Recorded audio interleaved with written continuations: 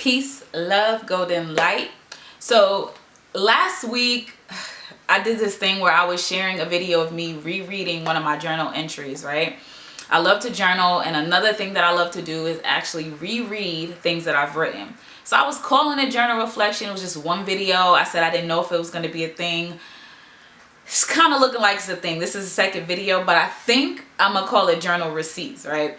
A lot of times we journal and we release and then we move forward, right? Or we document something, but we forget. I forget kind of everything that I've written, because sometimes it's a lot of things that I've said or felt, right? Over the course of 10 years, 5 years, a couple of years, yesterday, right?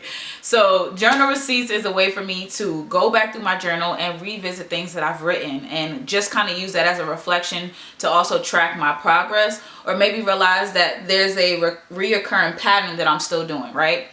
So I grabbed the journal from my bookshelf. It's going to be this one here that says, "This is the start of something beautiful." Now, this journal actually was a journal specifically for a journal challenge that I did in 2018. I posted a question a day on my Instagram and then shared a little bit of my journal, or something that I took away from that, took away from what I written down. So I'm going to read day 22.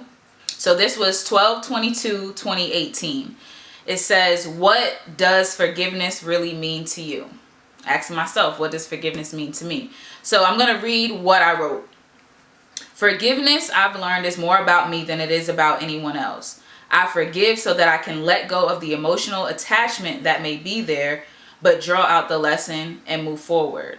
I heard a Mark Twain quote before about forgiveness. It went like this: "Forgiveness is the fragrance that the violet sheds on the heel that has crushed it." End quote.